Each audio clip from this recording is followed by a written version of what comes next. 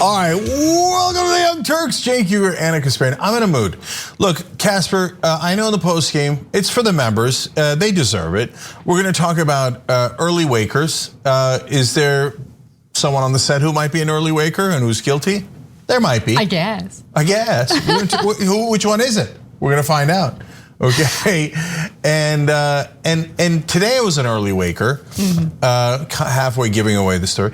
Anyways, and how did I get through the day? Why am I in such a chipper mood? Could it be too much, too strong? Oh no. It's actually not a good thing when he's had too much, too strong coffee. Look, toostrongcoffee.com/TYT. If you need a picker-upper, that's how it works. It's called coffee. All right, now seriously, we're gonna have a super fun post game for you guys. We're gonna talk about different lifestyles and stuff. And speaking of things for members though, part of the reason I brought it up is because old school is switching everything up, okay? So starting on Monday, old school is live. Okay,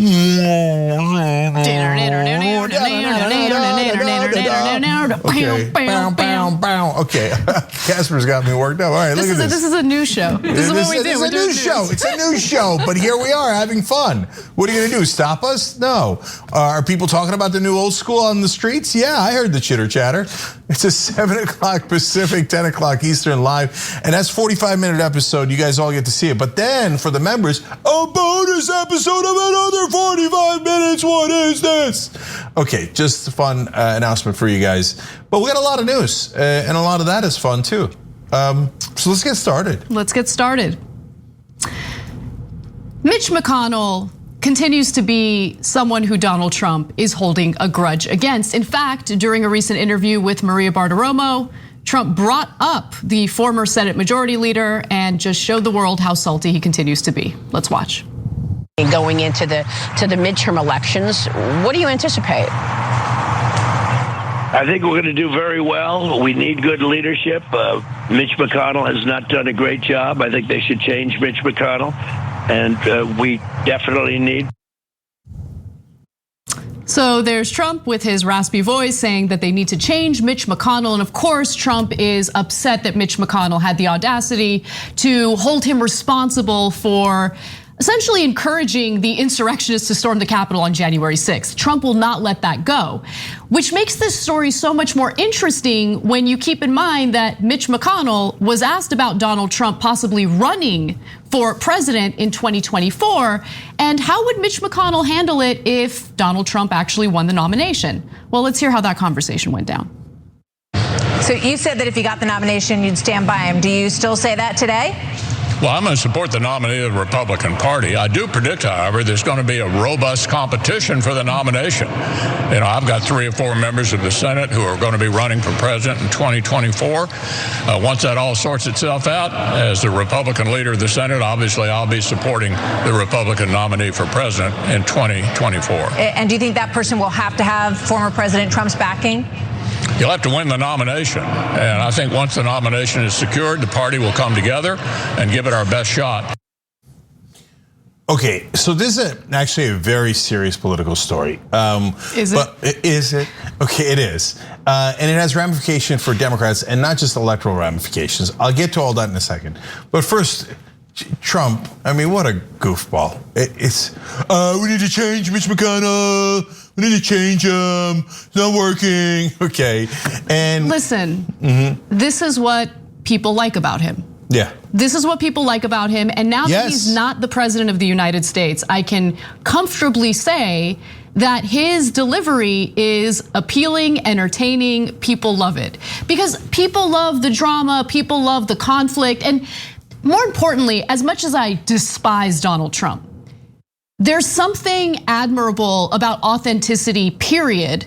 And he's certainly authentic. He can't stand Mitch McConnell, and he makes it clear in that interview he doesn't hold back, and that's why people love it. What I find hilarious is that Mitch McConnell has not even realized at this late juncture what happened to the Republican Party. He's still completely in denial about what the Republican base is really about. And you're gonna see more of it as we show you more video of that interaction with Martha McCollum. But what were you gonna say? Yeah, so look, first of all, Anna's 100% right about how Trump captured the Republican Party and some independents.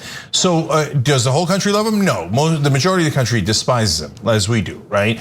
But there is a very sizable minority who loves it, and the mainstream media has never understood it. Mitch McConnell's never understood it, and it's actually kind of amazing that they can't understand it. That is how thick the Washington bubble is. The guy sounds authentic. Now that's a super ironic statement, and we should make note of that because he's a legendary con man. So he's one of the least authentic people, literally in the history of America.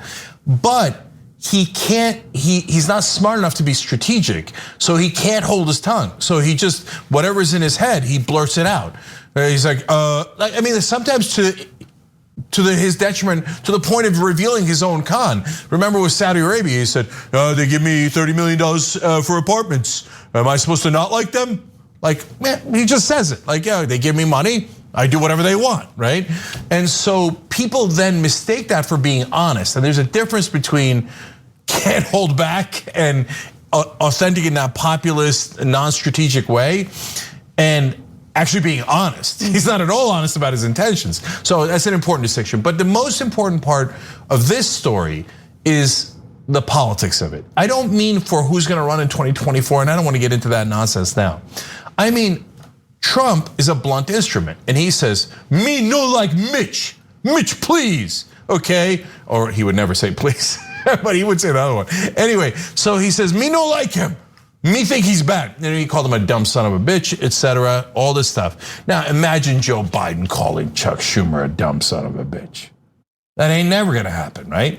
But that is to some degree Biden's detriment. Now I don't want Biden going ballistic like Trump and attacking people for no reason and being irrational and non-strategic, etc. But could Biden use some of the Trump? Well, it's not a strategy because Trump never has strategy, but that kind of line of attack. Yeah, that right? tough guy treatment toward members of his own party who refuse to fall in line. I think that Biden does need, and look, Biden could never get away with speaking the way that Donald Trump does. It's just not his brand and it's not gonna work for him. However, I do think that Biden could use his folksy delivery in basically hitting people like Joe Manchin over the head, not literally, figuratively, in order to get him to fall in line on incredibly important policies that we need to get passed, including the PRO Act, including the For the People Act, reforming the filibuster in the very least so we can get these policies through the Senate. Yeah, so, as one of our callers said a long time ago, again, proverbially, he said, beat them with a stick and they will do. Okay, and so look at that. Mitch McConnell, Democrats have been saying our whole lives, Mitch McConnell is immovable object. You cannot move Mitch McConnell. Now we're gonna show you a video in a second of Mitch McConnell laying into Donald Trump. And now look at him today. After Trump gives that interview, he goes, yes, sir, absolutely, sir. I will support him if he's the nominee, sir. It turns out Mitch McConnell is movable, right? If you try. And what do I always say on the show? If you fight them. It's not to feel good, it's strategic. But no one in Washington understands that except Donald Trump. And so we give credit where credit is due. And look, he moved Mitch McConnell really easily. And how did he do it? By asking pretty please? No, by hitting him over the head politically. And that's just a fact. There's an important component to this, right? And it's not just, if you just fight, you'll win. There's an important component to it, and it's exactly what Mitch McConnell has in his mind as he's trying to diplomatically answer these questions that Martha McCallum is asking him. So let's go to the second part of what Martha McCallum asked him and what he said to answer. I think this is an incredibly illustrative part of the conversation. Let's watch. Former President Trump this morning saying that it's time for, he said that you have not done a great job and that it's time for new leadership. What do you say to him today? Well, look, we're looking to the future, not the past. And if you want to see the future of the Republican Party, watch Tim Scott's response to President Biden last night. He's the future. That's where we're headed. We're not preoccupied with the past, but looking forward. So you don't think that your party listens to what he says about you or about your leadership? What we're doing is focusing on the future and not the past. And if you want to see the future, watch Tim Scott's great speech last night. He laid out what the Republican Party today and tomorrow is going to look like. I want to ask. All right, Cenk, I'm gonna need you to hold because I have a lot to say. All right, get ready. 3 main points. Let's start off with a quick point about how it's important to compare Donald Trump's authenticity to that ridiculous fake smile that you saw from Mitch McConnell as Martha McCallum was asking the question. I mean, Mitch McConnell represents exactly what not just Republican voters, but what voters in general can't stand. The inauthentic, insincere, nonsense, lie peddling that you see in that video right there. You can tell that Mitch McConnell despises Trump. You can tell that Mitch McConnell does not want to endorse Trump in any way.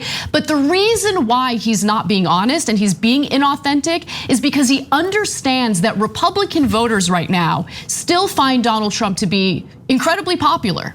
They still approve of the job that he did when he was president. And so McConnell doesn't want to cross them. What he's trying to do there, though, which I think is fascinating, is he's trying to convince Republican voters that like the new hot thing in the Republican Party is Tim Scott. When in reality, if you listen closely to Tim Scott's speech, his response to Biden's speech last night, what you hear is old school Republican messaging, bootstraps. I used to be poor, but I worked real hard and look at me now. That was what his speech was about. His speech was about how you shouldn't rely on the government. The government can't do much for you. And what I think is good news for Democrats, if they actually think about this strategically and listen to their voters, is if Republicans keep going in this direction, they're gonna lose and they're gonna lose big. But Democrats need to do a little more of what Republican politicians do, which is listen to their voters. So for Joe Biden, he knows that his proposals are popular. So why is he caving to the desires of corporate Democrats when he knows that he has the backing of not just Democratic voters, but independent voters as well when it comes to these policy proposals, and in some cases, even the support of Republican voters. So Biden just needs to fight, and he needs to use the support of Democratic voters to basically have corporate Democrats like Sinema, Warner, Manchin fall in line. Yeah. That's what I have to say. No, 100%. And again, what they don't understand in Washington is that honestly, Biden, McConnell, Tim Scott, all of these guys, Democrat and Republican, they sound like standard politicians. It's just like a certain drone that they have. So in McConnell's case, it was pretty brazen in that interview because he just repeated a talking point. People hate it when you repeat talking points like a standard slimy politician. Oh, we're not looking to the past, we're looking to the future. You just said that in the last answer. That means that's the one thing you have prepared and you're a slime. Look, everybody can tell, except people in Washington. But again, people on TV are like, oh, well, that was savvy talking points. Oh, please. And then, but Biden has a certain cadence. They think it's folksy, and I think that does work with some of the older voters, especially Democratic voters. But overall, but people know he's been in Washington for 50 years. And I don't think Biden has it in him. That's why I think this is his high watermark. I don't think he's able to bully and intimidate his political opponents. And yes, that's the whole point we're trying to tell you guys. It has strategic value. If you do not move Manchin and Sinema, you're not going to pass any of these bills. And the way to move them, Trump proved it without a shadow of a doubt. There was a couple of prominent politicians like Mark Sanford in South Carolina who opposed him. And he eliminated them. He made sure that they lost in a primary. You know what happened after that? Every single Republican politician healed. That's how politics works. And the Democrats either don't get it or don't want to get it. I do have a possible recommendation for Biden where he doesn't have to, I guess, abandon his folksy nature and still find a way to kind of use his position to bully, for lack of a better word, Joe Manchin to fall in line. So for instance, during his speech, you know what he could have easily done? We need to invest in renewable energy. That's gonna be a big part of our infrastructure plan. And what we're gonna really focus on is bringing those jobs to places like West Virginia. I commit to infusing money into a wind turbine manufacturing plant in West Virginia. Like specifically mention the states where these corporate Democrats are from, and that's how you do it. I mean, when you think about it, the F-35 fighter jets, right? Remember we did a story about how they're faulty, they have all kinds of mechanical issues, they keep manufacturing them, even though the military doesn't really like to use them because of all the problems they have. But the reason why Congress continued to fund that project is because the defense contractors are like, we'll create jobs in your state. We'll manufacture them in your state. Yeah. So, I mean, 100%. we know how corporations do it. We know how private companies do it. They entice through, saying that they're going to do job creation in these states. Why doesn't Biden do that? And last night would have been a perfect opportunity to do it. So last thing on this, look, unfortunately, I think we're going to talk about this for the next 3.5 years. But there's a great example of LBJ. He pulls a politician in that he needs to vote with him. And he tells him, and the guy's excited, he's in the Oval Office, et cetera. He says, oh, great news, we're gonna go in another room and we're gonna do something together. And the guy says, what are we doing together? Oh, we have a press conference planned. And so here's the situation. Like, let me just use Manchin as an example here in what Anna brought up. If Biden were doing the same thing as LBJ did, he would say, look, we're either gonna go out together in that press conference and we're gonna talk about how we're gonna bring 85,000 new jobs to West Virginia, and you get all the credit because you're signing on to the infrastructure bill as I have it, okay?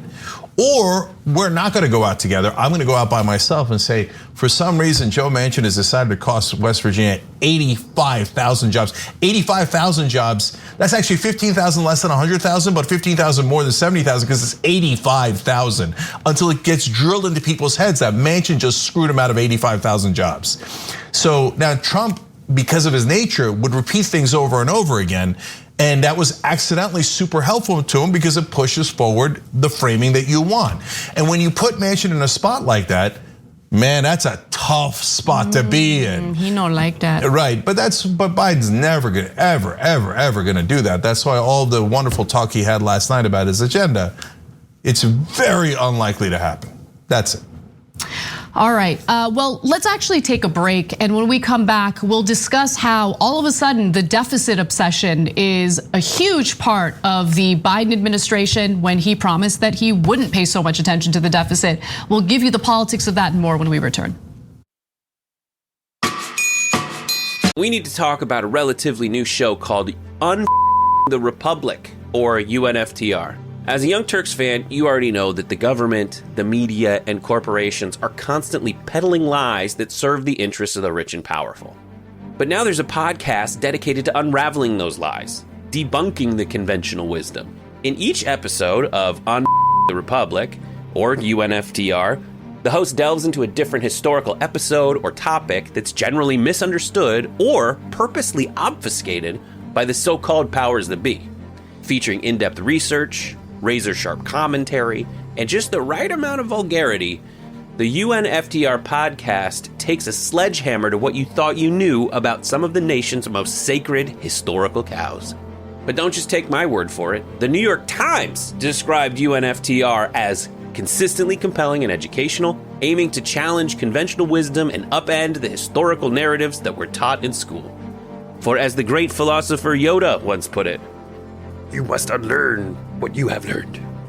And that's true whether you're in Jedi training or you're uprooting and exposing all the propaganda and disinformation you've been fed over the course of your lifetime. So search for UNFTR in your podcast app today and get ready to get informed, angered, and entertained all at the same time.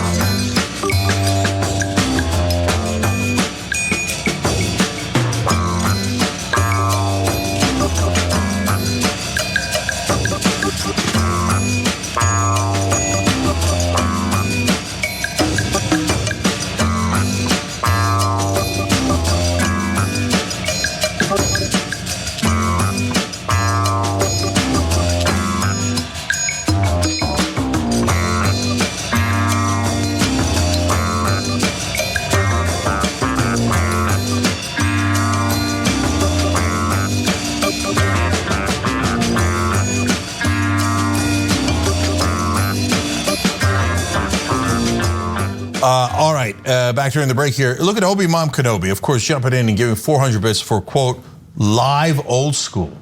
We'll do it live. We'll do it live.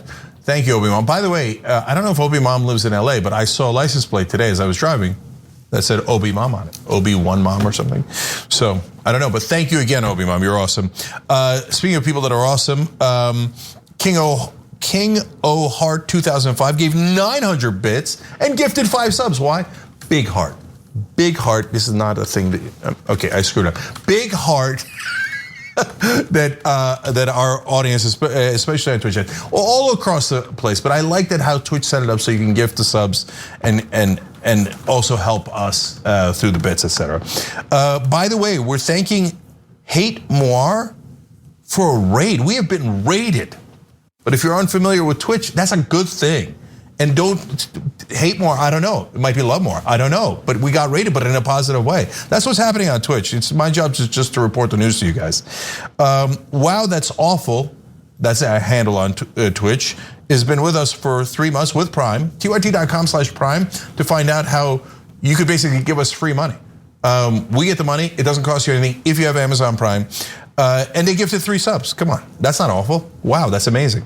It's Jess of Stardew has been with us for 3 months. Cyborg Belia just joined up, and Antarim is with us for 2 months again. Oh no, MosTube1 on YouTube Super Chat.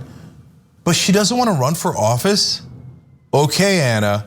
Hashtag Anna for Congress. They said it. Look, I didn't say it, they said it. Am I in favor of it? No, I'm opposed to it. Okay, but things have been said, and there's no, you can't take it back. Okay, so by the way, Senate. Anyways, eventually, not now. Okay, I'm writing my book. I need her. New YouTube members that just hit the join button below. Now, look, preemptively, the names I'm about to read, are they American heroes? I guess. Again, people nonstop talking about on the street. I hear about Andy Sobchak. My ears perked up earlier today. They're like, Sobchak. Oh, he's going to be a new Young Turks member on YouTube. Okay, and they say the storm is coming. I didn't know where's the storm. Turns out it's Storm Preslin who just joined by hitting the join button below. Hadi Nomada, Hadi in Turkish means come on. Okay, Hadi Nomada, perfect. And Ellen Rothney, Ellen, are you a hero? Yes, I'm saying it. It's coming out of, the words are coming out of my mouth. Things have been said. Okay, and then John Campbell Reese in our member section writes in the likelihood of the current GOP nominating a man of color as their presidential candidate as I like Joe Biden for giving student debt. We'll see you in a second.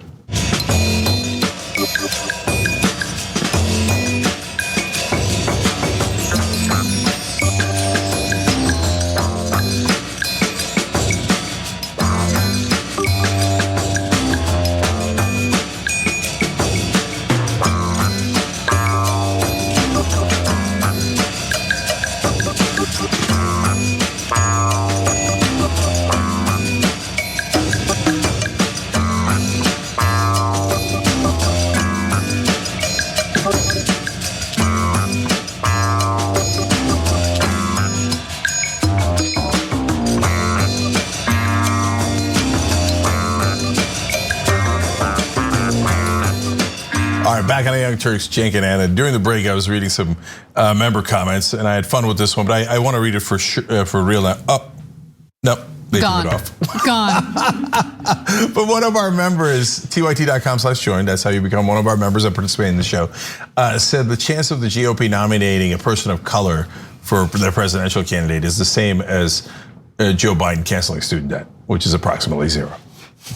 So, yeah, unfortunately, that's true. But anyway, you guys know it. You know it. That's why you're awesome members. All right, what's next, Anna? All right. Shortly after President Joe Biden was inaugurated, he made it clear that he would not fall for the scaremongering GOP tactics regarding the deficit. And he said that he was going to focus on ensuring that the American people got what they needed economically to do away with inequality and some of the societal and economic ills we're dealing with. But ever since Biden passed the coronavirus relief package, his rhetoric changed considerably when it came to the deficit. And now it looks like he's actually pretty obsessed with the deficit. It was actually front and center during his address before Congress last night. How do we pay for my jobs and family plan? I made it clear we can do it without increasing the deficit. Let's start with what I will not do. I will not impose any tax increase on people making less than $400,000. But it's time for corporate America and the wealthiest 1% of Americans to just begin to pay their fair share. Yeah, but the only problem is corporate America, along with GOP lawmakers and corporate Democrats, refuse to raise taxes on the rich. In fact, you can't even get corporate Democrats to agree to increase the corporate tax rate from 21% to 28%, when before the Trump administration cut taxes for corporations and the rich, it was 35%. So Biden's own economic advisor even made a point about the deficit recently during Mehdi Hasan's show. Let's watch that. But what he wanted to make sure to do is he wanted to make sure we were able to pay for it and not put this burden on the American people. As it comes to health care, Biden has said this, President Biden has said this over and over again. He believes health care is a right.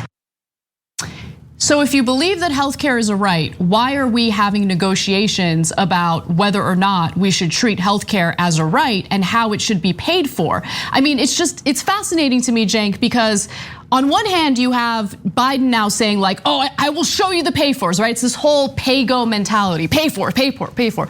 But then you have lawmakers in Congress, including, again, corporate Democrats like Manchin, Sinema, Warner, who refuse to raise taxes on the rich.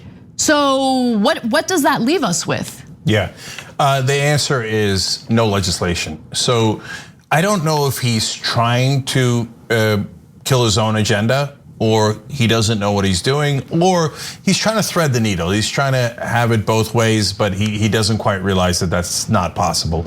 So what do I mean by have it both ways? He wants to get all of his donors money, right? And that's just a fact. So if the mainstream media wants to cry about it and Democratic hacks want to cry about it, that's okay, let him cry. But does Joe Biden care about his political donors? Of course, he's a very standard politician. So the Chamber of Commerce doesn't want most of his agenda passed, like the PRO Act. No way, they're dead set against it. The $15 minimum wage, dead set against it. And look, I saw politics over a decade ago, you're welcome. It's actually very simple. What does the Chamber of Commerce want? Well, they'll get 95% of what they want. It doesn't matter if it's a Republican president or a Democratic president, okay? So in this case, they need a plausible deniability on killing the parts of his agenda that the Chamber of Commerce does not want, okay?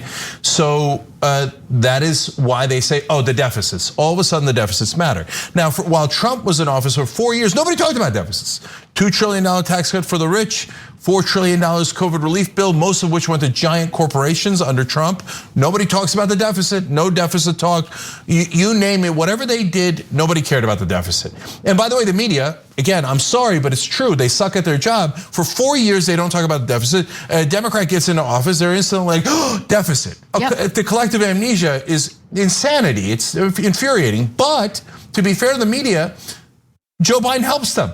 So now he comes in and he's like, now remember everybody, we don't really want to do anything. So deficit, everybody, deficit, right? If you wanted to get it passed, you would say, I mean, look at what his spokesperson said there. She said, we don't want to put that debt on the American people. That's Republican framing. Yeah, it is. That's 100%. No, it creates jobs, which this one actually does. And it actually helps the economy. But instead, you butchered your own framing to hurt your own programs. The only logical explanation is they're doing it on behalf of their donors, and this is some kabuki theater. How could you not know, talking about the deficit and then decoupling the taxes? When you do that, there's no way to pay for any of the programs. Then they turn around and use your own points against you. They said, you said you didn't want to burden the American people, and you said that you were going to pay for it. And now since we killed your way of paying for it, which is the taxes, well, then you obviously can't do it. And then he's cornered. Yeah, exactly. And look, I would like to quote the great philosopher Pitbull, who said once, and I think this is important, scared money don't make money. And so in this case, we're not just talking about like, oh, we're gonna spend a bunch of government money and then it's gone. No, it's an investment into the future, which is why like the whole notion of pay-go is so stupid, especially in a context like this, because we are investing that money, the proposed $4 trillion with both the infrastructure bill and the American Families Plan. We're investing that money for the future, right? To, first of all, just update our country when it comes to our infrastructure, but also get it more up to date in order to deal with climate change, which is a huge problem, right? But the way that it's being treated is as if it's like money that's gonna go down the toilet and we're never gonna see it again. No, that's not how this is gonna work out. David Dayen wrote a fantastic piece about this in the American Prospect. I do wanna read you a few excerpts from it because I think that he puts this case out very articulately, possibly more articulate than Pitbull, but I don't know, you judge for yourselves. So he writes, Council of Economic Advisors member Jared Bernstein has consistently made appearances touting how the deficit will not increase. There's just no question that this is a preoccupation of the White House. In fact, if you go back to the campaign, this was the plan, emergency funding to rescue the country and then back to the days of pay-go politics. So he's right about that. I totally noticed that that was happening and he perfectly outlined it. If you can't get consensus on the pay-fors, and if your rhetoric of fiscal responsibility demands that everything be offset, the only result is the narrowing of the tax plan necessarily reduces the spending, right? So if they're not gonna increase the taxes necessary to pay for the bill, then that means they're gonna strip the bill of the provisions that we desperately need. That's just the only way that this could possibly work. And then he writes this is the important part. If there's any type of spending that doesn't require pay for it, as they are investments that pay off in the future, it's infrastructure spending, be it physical or human infrastructure. The fact sheet on the American Families Plan cited a paper showing that every dollar invested in early childhood education yields $7.30 in benefits. So why are you paying for it then? Why do you have to front the money ahead of time like that? Or say that we must balance it, our budget this year. So let me explain. From a business context, sometimes you need to do an investment up front. As he's alluding to there, the studies have already shown you put a dollar in, you're gonna get $7.30 back, right? But if you need to balance the budget every year, you might not be able to put that dollar in. And that would actually be counterproductive because it prevents the $7 from coming in. Businesses know this, that's why they do investments all the time. By the way, personal families, you also know this. Did you pay for your house all at once? No, almost no one did, right? You put a down payment and then you get a mortgage. What's a mortgage? It's debt. It's an investment in that home. And so why do you, if you had to balance your budget every year, you could never buy a home. You'd have to pay for the whole thing. Yeah. So this is a very logical investment, but Biden, in essence, politically punched himself in the face by saying, you know what, but we gotta balance the budget, deficits are terrible. And we already know, as Anna said in the beginning, the corporate tax cut was from 35 to 21, and now he's only talking about bringing it back up to 25. That's never gonna pay for it. So then it's over. His entire, all that wonderful stuff you heard last night, and it was a great speech. It's just not realistic based on what Biden is doing. And no one else in media has the courage to actually tell you that. Or maybe they just don't understand politics and they don't know what's gonna happen next. If you need to balance the budget to do this stuff, no president could do it. Then you could never make an investment in the country in like infrastructure. Eisenhower couldn't have built the highways and the bridges in the first place if we had that rule. So at a minimum, everybody in media should be asking, why is Biden trying to hurt his own agenda? Well, let's move on to the coronavirus vaccine because as you guys know, we've been talking about this quite a bit. There have been calls to lift the vaccine copyright so poorer countries can manufacture generic versions. But there are various industries that are standing in the way of letting that happen. So I want to share those details. Recently released disclosures show that Hollywood and major publishing companies, along with the music industry, are standing in the way of lifting the patent or the copyright for the coronavirus vaccines. In fact, they have sent letters to the White House urging them to avoid doing so. Why? Why would Hollywood be so concerned about lifting the patent for a coronavirus vaccine or the coronavirus vaccines when poor countries desperately need to be able to manufacture their own? Well, it turns out that they're concerned that this could be a slippery slope that could lead to piracy, hurting their profits. So as Lee Fong over at The Intercept writes, the Motion Picture Association, which represents major movie and television studios, deployed 5 lobbyists to influence Congress and the White House over the waiver.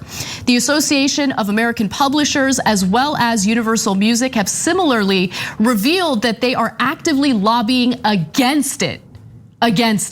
So the industry sources say that the lobbyists are actually concerned that the waiver will be too broad in scope and could open the door for increased piracy.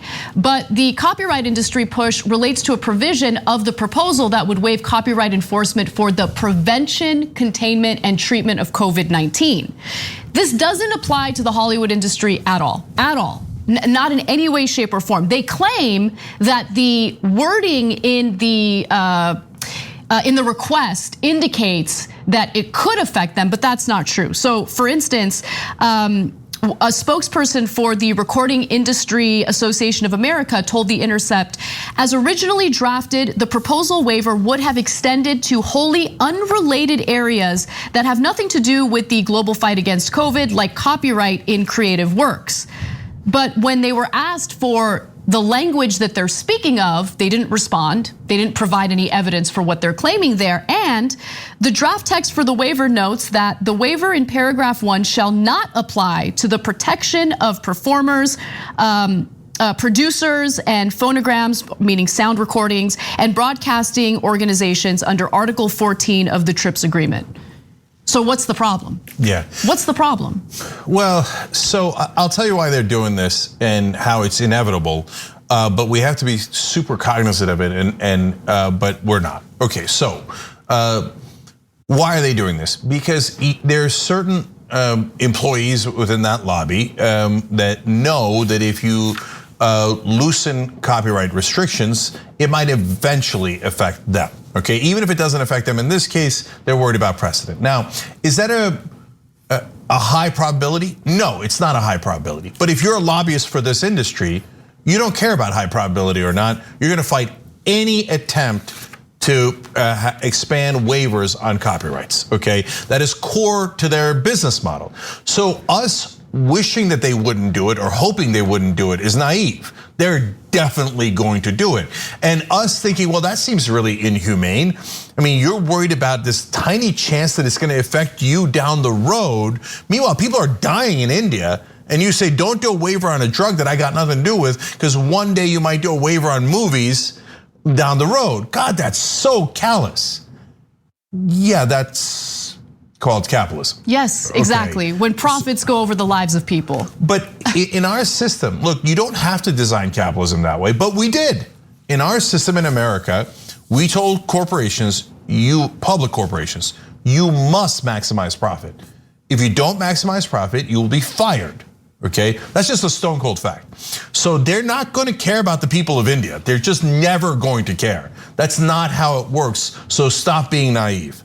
Now, does that mean, okay, well, that's it, we give up and say, no, if you're aware of that phenomenon at least, then your politicians, if they actually were functioning in a democracy, would then fight on your behalf. Democracy would check capitalism. At TYT, we frequently talk about all the ways that big tech companies are taking control of our online lives, constantly monitoring us and storing and selling our data. But that doesn't mean we have to let them. It's possible to stay anonymous online and hide your data from the prying eyes of big tech. And one of the best ways is with ExpressVPN. ExpressVPN hides your IP address, making your activity more difficult to trace and sell to advertisers. ExpressVPN also encrypts 100% of your network data to protect you from eavesdroppers and cyber criminals. And it's also easy to install. A single mouse click protects all your devices. But listen, guys, this is important. ExpressVPN is rated #1 by CNET and Wired magazine. So take back control of your life online and secure your data with a top VPN solution available, ExpressVPN. And if you go to expressvpn.com/TYT, you can get 3 extra months for free with this exclusive link just for TYT fans. That's expressvpn.com/TYT.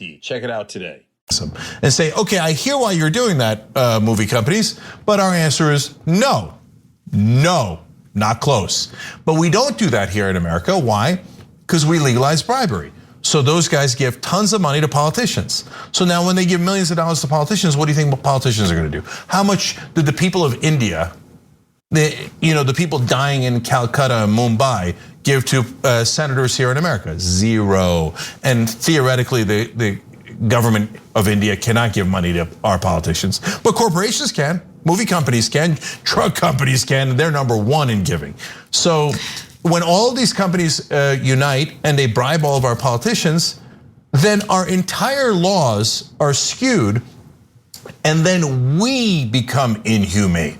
America then, through our politicians, says, no, we don't want to help dying people all across the world. Why? Because Warner Brothers and Pfizer, or name any movie companies or drug companies, paid me off. And they say that it might affect their profits by a couple of dollars. So that's it. All the people that are suffering in Brazil, Russia, Corona in India, you name it, go die. Because America set up the wrong system. Yeah, I mean, look, it's interesting because I used to think the same way, that capitalism can be reformed. I mean, the United States managed to do that in the New Deal era, right? I mean, that's what Roosevelt managed to do, but what happened after that? Business interests will always find a way to beat back any type of regulation or any type of check on their power or profit-making abilities, which is why this problem could have easily been solved by decommodifying the healthcare industry, like pharmaceutical drugs, right? Get like the industries that we rely on to live, right? Whether it's housing or the healthcare companies and all of that, there should be no profit motive. Prisons, no profit motive. Once you introduce a profit motive to those industries and you commodify it, well then yeah, you're gonna get screwed. And regardless of how many regulations you pass, I mean, there are cases where corporations just literally don't follow regulations and they get away with it. It's called Wall Street. Yeah, well, it's actually called almost all the industries because, the bribery, et cetera. So look, I don't want to get into a long debate about capitalism, but I'm not convinced that there is really a functioning second model. But the definition of capitalism is much broader than people realize. Everybody thinks, oh, it has to be the American version, the extreme version where there are no rules and corporations completely own the government and they could do any cruelty that they want. So Anna's right, things that affect our lives like cops, fire departments, and yes, health insurance must be public. And you could do that in a capitalist system, all of Europe does, okay? But I don't think the drug companies should be. But so how would you solve this problem if we didn't have legalized bribery in this country? It's actually very simple. When we gave $18 billion in subsidies to the drug companies to develop those vaccines, we attach a condition like any investor would. You say, hey, if I'm giving you $18 billion, here's what I want back. And one of the things you would have said, because it's the most obvious thing to think through, is what is it gonna cost the American people? And then once we're done with the American people, if you're just looking at it from a selfish American perspective, how are we gonna make generic drugs from these vaccines and how much is it gonna cost the rest of the world? You would have thought that through, you would have negotiated ahead of time, and then we wouldn't get into this mess now where we go, oh golly gee, nobody could have thought that one day we might wanna use the vaccine in India. Of course we were gonna use it in India, of course we were. Why did they not pre-negotiate that as the government? Because they're bought by the drug companies. This is not, we couldn't see it coming that the rest of the world would want a vaccine. They purposely didn't negotiate it so they can now turn around and say, well, there was nothing we could do. They had to charge super high rates or let people die. There was nothing we could do. No, it's a lie, it's a scam. They knew there was something they could do and they chose not to do it because they're bought and paid for by largely the drug companies in this case, but even things like the movie companies. Well, let's take a break, and when we come back, we'll talk about how no one ever really talks about the fact that quick trials don't happen in America as often as we would like. So when it comes to injustice, we need to have that discussion, and we'll have it when we come back from the break.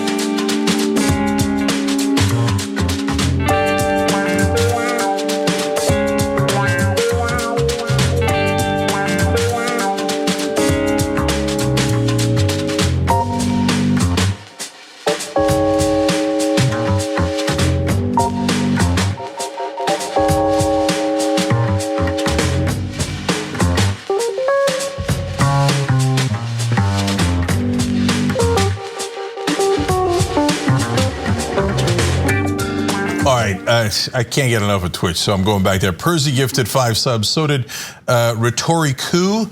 And no, the Rhetoricu gifted a sub, but we love you either way. Hate Me Or gifted 5 subs. Wasabi Dragon, how fun is that? I'm already addicted to you. Gifted 5 subs. True Seattleite, who's been with us for 4 months, said, "Is Cenk worth the subscription?" I guess. Thank you for guessing in that direction. I appreciate it. Love you guys. Idra Gustin, also with us for 5 months, says 5 months and freebasing the knowledge by now. TYT gateway to fact-based news. There you go. There you go. Love it. And by the way, speaking of freebasing, we're going to tell you about a CEO that got relieved of duty for doing LSD at work. Let him go. Right or wrong, we'll have a conversation about it later. Let him go. Okay, apparently that's the way she's gonna go. Maybe we should do a poll on it. Anyway, Delta Quadrant Dragon. Oh, we forgot to talk about the poll. Mitch McConnell or Donald Trump? I know. Okay, tyt.com/polls. Who's worse, Mitch McConnell or Donald Trump? Enjoy that one. I don't know the answer. I'm looking forward to your answer. All right, Delta Quadrant Dragon says, does TYT like Bezos bucks? I guess.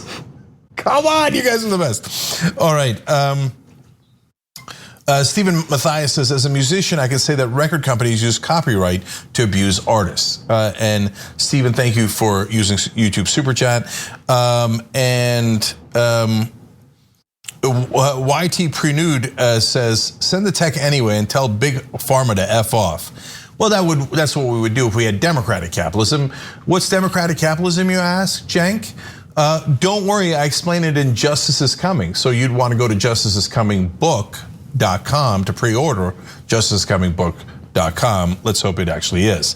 All right, I love this one. Gina Gallegos also wrote in on YouTube Super Chat. My mom told her coworker she was fully vaccinated. Her coworker said, OMG, you're gonna die in 3 years. My mom said, that's okay, just cremate me when it happens. LOL. I love your mom's attitude because, yeah, that's where I am now. When people are like, oh yeah, I think you're doing this because of this, or I think you're that. I go, okay, that's like your opinion, man. I don't care at all. That's good, bless your heart, okay? Drives people crazy, but I really mean it. I think that makes them more crazy. Anyways, the Screamo Dragon in our member section said, Cenk, give me a dad joke. I need some new material for the kids. They're stuck at home with strep. You know, I read that comment like 30 minutes ago. It's been stressing me out ever since. These dad jokes, I don't have them prearranged. I don't have them scripted. They got to come out naturally. So stay with me. We'll figure one out.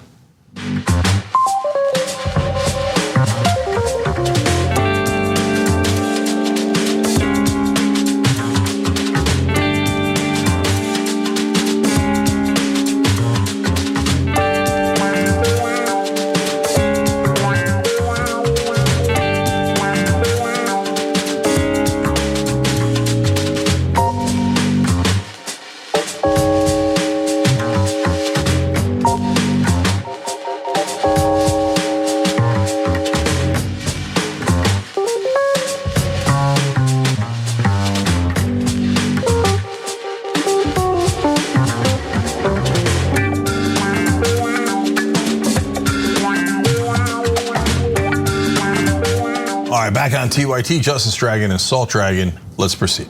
All right. Well, let's talk a little bit about our justice system, which we know is broken, but there's one issue that doesn't get enough attention. The justice system in the United States is supposed to grant those who have been accused of a crime a fair and speedy trial. However, more often than not, that doesn't actually happen. And during the pandemic, there have been cases of people who have spent over a year in prison waiting for a court date. The Nation wrote a fantastic piece about this, and it talks about a specific jail where people have been incarcerated for a long time, haven't had their day in court, and have been protesting, engaging in uprisings to try to get the public's attention so they can get justice. On Easter Sunday, for instance, about 60 people incarcerated at the St. Louis City Justice Center jail in downtown St. Louis escaped from their cells and joined together in an uprising to demand their day in court and improved conditions inside the jail amidst the deadly pandemic. It was the second major uprising in the CJC since February, and at least the fourth coordinated protest there in the last 5 months. And you can understand why they're doing this. The Easter Rebellion began around 8:30 p.m. when protesters smashed the third floor window of the jail and dropped a sign painted in white toothpaste that read, "Help us." A few months earlier, on December 29th and January 1st, groups of detainees refused to return to their cells, protesting a near complete lack of COVID-19 protections. And I want to show you all what these protests look like. Chaos inside this St. Louis jail. Inmates objects ablaze and throwing items outside shattered windows. This is at St. Louis City Justice Center, downtown on Tucker. Officials say it all started with a fight overnight. Inmates able to break out of their cells after jimmying the locks. That detainee got into a scuffle with our correction officer, who was then jumped by others that were detained inside one of our units on the 4th floor. They done set their sheets on fire. The smoke-scarred windows full of inmates, some holding signs, others raising their fists as daylight broke. Activists say this comes after an ongoing protest against conditions at the jail. So not only are they concerned about the conditions in the jail, which by the way includes overcrowding during a pandemic, they're also concerned that while they may have been charged with a crime, they haven't had a single day in court. And so if you can't afford the cash bail, you're stuck and you don't get your day in court in order to defend yourself. It's insane. In fact, St. Louis City has gone a little over 1 year without a single jury trial. Single jury trial. It's unbelievable. All right, guys, the great injustice of this is easy to understand. So they're asking for cash bail for minor offenses.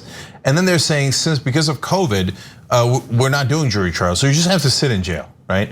So on average, people are waiting 5 months for a probable cause hearing. That's the first time they go in front of a judge and see if there's even any cause to hold them at all. And by the way, as it turns out, most of them are then dismissed. A lot of them were picked up without a warrant, and there's no evidence against them. There's no paper trail. There's no nothing. So they get released. So what the hell did you keep them in jail for 5 months for if they didn't do it, or if you don't have any evidence on them? And the answer is, well, they needed the bail money. Guilty or innocent, it doesn't matter. We're not going to let you out without bail. Now, think about it. If you're wealthier, you have the money. And it doesn't matter, again, if you're guilty or innocent. It doesn't matter if you cut 3 people's heads off. You give the bail money and you are released. Now, they could deny you bail if you cut 3 people's heads off. But overall, rich people can leave jail instantly. Most of the middle class can leave. Only the poor remain. And their crime is not what they were charged with. Their crime is being poor, because if you're charged for the same exact thing, but you have money, you're free to go, and then you show up for your probable cause hearing in 5 months. These people's freedoms are taken away, and a great majority of them are then released later because it turns out we had no evidence on them. I mean, imagine spending, look, there's one activist who says, I know some people that have been waiting there for 6 years. That's 6 years without ever walking outside. That's insane. And look, what I actually want to bring up is something that I think impacts our police departments. And now, I mean, clearly it's impacting our justice system. What we do in foreign policy comes back to bite us. And that's exactly what's happening here. When you have this like flippant attitude toward prisoners at Guantanamo Bay, who very often haven't been charged with anything. They've just been imprisoned with, in some cases, no evidence. They haven't been charged. They're just held indefinitely in Guantanamo Bay. And when we as Americans tell the US government that we don't really care, and we just kind of let that go, well, then that emboldens them to do the same thing to us. Yeah, and they are doing it now to us. And so that's why we were against it in the first place. It doesn't mean you let everybody in Guantanamo Bay go. If it turns out that you have evidence, and some of them we do have evidence, and they have been convicted, including Khalid Sheikh Mohammed, who was one of the masterminds of 9/11. Great, we got him. We should put him in a maximum security prison in Colorado. Make sure he never sees the light of day. But a lot of those guys were just picked up on bounties, and we've been keeping him for decades and going, we don't care, we're never gonna give him a trial. That's not America. And now, I mean, look, I know there's a phenomenon that existed before Guantanamo Bay, but now it's, the cash bail is absolutely out of control, and it's used to subjugate, oppress, and take the freedom away from people who don't have enough money. And it's sickening, and it's not justice for all, that's for sure. Look, guys, there's been 119 acts of collective resistance in just the first 90 days after COVID began, okay? Why? They're packing everybody into these tight places. People have COVID-like symptoms. They can't tell because nobody gets tested. And then as the sickness starts to spread like wildfire in the prisons, you don't bust out and start a fire and do the toothpaste thing and the signs and all that stuff. You know what's gonna happen. You know they're gonna come in eventually with tear gas. Yep. Kick the living crap out of you, and then move you to the place in St. Louis called a workhouse, yes, which is a notorious jail where you're gonna be stuffed in worse conditions. You don't do that unless you're desperate, right? So the people running this facility came out after this event and said, we have no idea why they're doing it. They have no reason to do it at all. I guess they're vicious criminals. Shut up, shut up. I'm paraphrasing on the vicious criminals, but they said, we have no idea why they're doing it. No. Well, come on. Imagine ridiculous. Being accused of a crime. The Constitution states that you have the right to a speedy trial. You've been there for over a year. You haven't had the first day in court.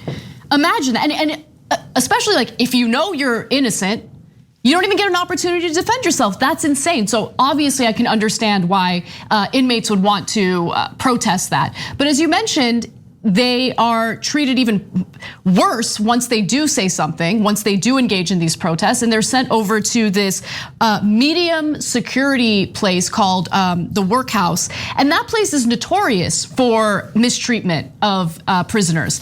For instance, correctional officers will randomly and indiscriminately use pepper spray on inmates, water being turned off as punishment. There have been reports of intentionally placing inmates in cells where other inmates are clearly showing signs and symptoms of coronavirus. And there's also, of course, overcrowding, which is disastrous during a pandemic. Yeah, so I would say the last two things here. Look, ending cash bail is a no-brainer, except of course our politicians don't have a brain, or they get bribed by private prisons, etc. Why it's a no-brainer? You should do it based on the level of danger of the inmate, potential danger of the inmate. And you should have a fair standard that applies to everyone. So you can keep people in jail if you have good reason to believe they're really dangerous and we shouldn't let them out. But if you do it based on wealth, that makes no sense at all. Why are we doing it based on wealth? It's inequality built into the justice system. But the second point is also important. Guys, we were trained since we were kids, I know I was, by the American media to think that the system is binary. You're either a good guy or a bad guy. You're either good or evil. And we were taught that all the prisoners are evil. They're bad guys and they're terrible and they're incorrigible. And if I saw that as a kid, I'd say, look at them. You see that? And mind you, I was a Republican when I was a kid, etc. They're starting a fire, that somebody could have gotten hurt. We knew it, it confirms they're bad guys. That's what the media told us our whole lives. And guess what? It's a lie. Remember, most of the people there, when they finally get their hearing, are released. We didn't have evidence on them. And a lot of people are in jail for smoking a joint all across the country. Are they like evil? No, the government and the media lied to you your whole life. It's way more complicated than that. There are some people who do terrible things and we do need to lock them up. And then we have basically a prison industrial complex here that has robbed millions of Americans of their freedom. And the media, instead of having the courage to fight back against that, enabled that system. Well, let's move on to this next story. Luckily, there was some justice in this story, and that came in the form of an FBI investigation. We'll talk about Giuliani later, but this is different. So,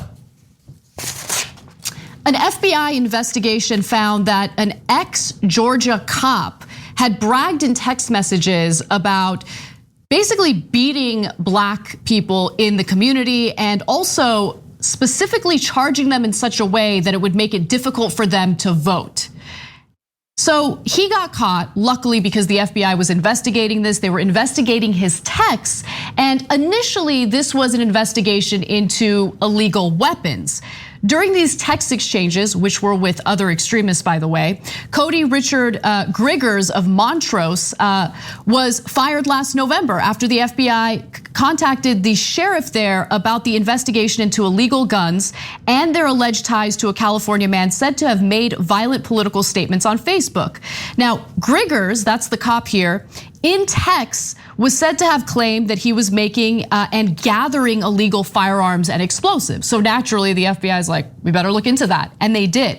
FBI searched Griggers' patrol car and found a machine gun with an obliterated serial number, a weapon he was not allowed to have in his patrol car. An unregistered short barrel shotgun was found in his home, the statement went on. In all, between the defendant's residence and duty vehicle, officers found 11 illegal firearms. So he has already pleaded guilty to that, and he's facing a maximum of 10 years in prison as a result. Luckily, he's an ex-cop. He's not a deputy or anything anymore. But the second part of this is how he was communicating to other extremists about the way he feels about black people in the community. So he, of course, texted all sorts of racist and bigoted things.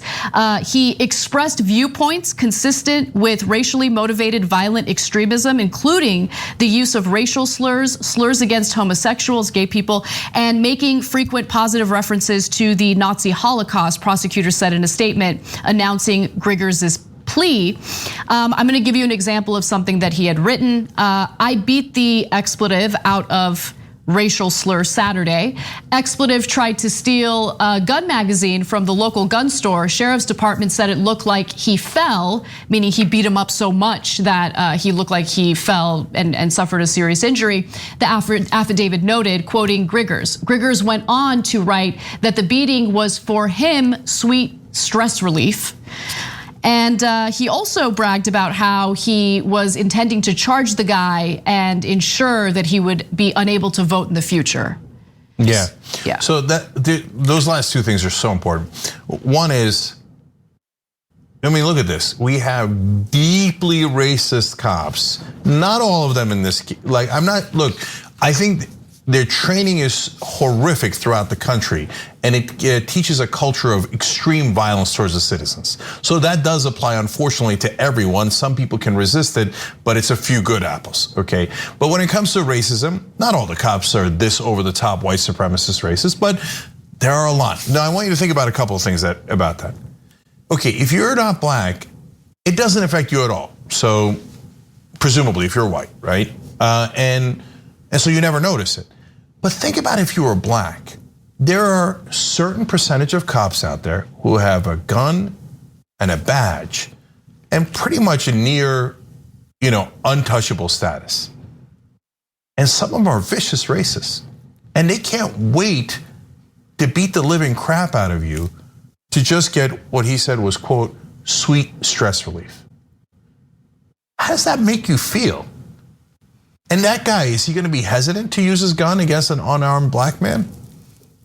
And so, I mean, think about the terror of walking around knowing you don't know which one, but a certain percentage of cops can't wait to attack you for just who you are, just for being black. He doesn't know a thing about you, but he wants to attack you.